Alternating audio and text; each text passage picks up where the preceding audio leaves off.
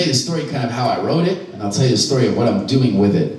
First, the story of how I wrote it. I used to live in New York City, as I mentioned, and I used to hang out in Central Park quite a bit. And in the middle of the park is a lake and a fountain, Bethesda Fountain. And in that lake, there's sometimes swans there. And I always thought that was really interesting, a strange anomaly to see swans in the middle of Manhattan. But that was kind of part of their beauty. And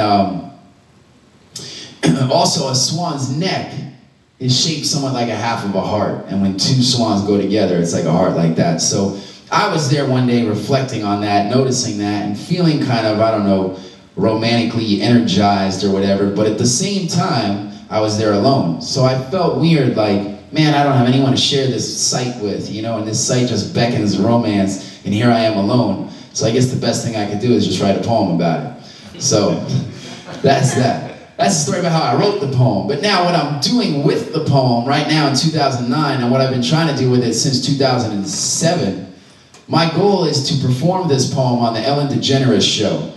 And a lot of people ask me almost every day, why Ellen DeGeneres? Why are you doing that? Why, you know? I say, well, first of all, it's a goal. Don't you have goals?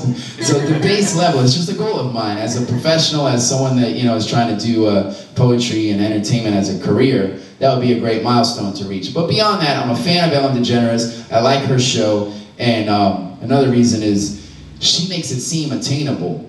Because if you watch her show, she has celebrities, of course, but she also has a lot of regular human interest stories. And she does a lot with her fan base. And she's very in touch with her viewership.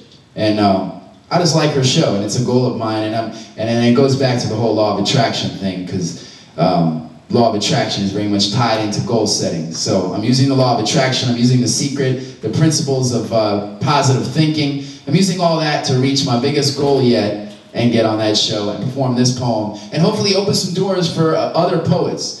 Because, you know, here we are at a library in Delray Beach on a Saturday afternoon doing some poetry, and that's cool. But wouldn't it be that much better if there was poetry on TV, you know, daytime television, if it was getting that kind of recognition? So I want to get on there to do my own thing and then open up some doors for other poets and bring the whole genre back into the forefront of what's cool today. So anyways, here's the poem. It's called Half-Hearted, and then I'll bring up Jonathan. And it goes like this. I'm feeling pensive. Extensive time is spent, bent at the angle of a swan's neck. A half of a heart wholeheartedly searching for another swan's neck to connect. Symmetrical feather-covered flesh, representative of the love that I long to possess.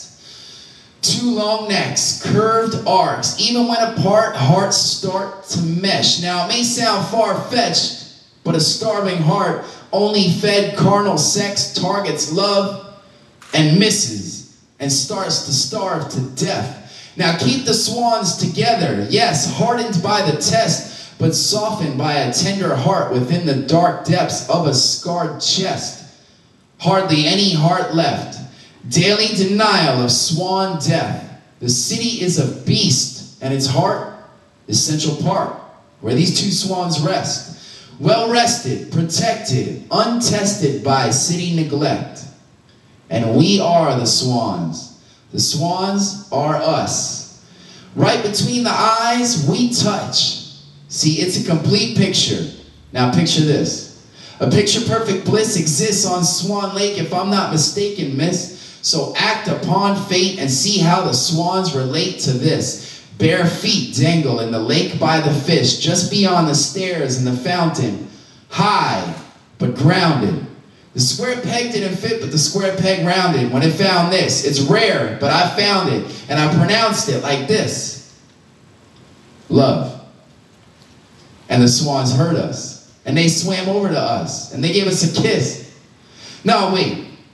That never happened. See, I just imagined it, because you don't exist. This poem is just a wish. You don't exist. You're just ink and a pen held tight in a closed fist. You don't exist, but the swans do. But what do the swans do in the winter?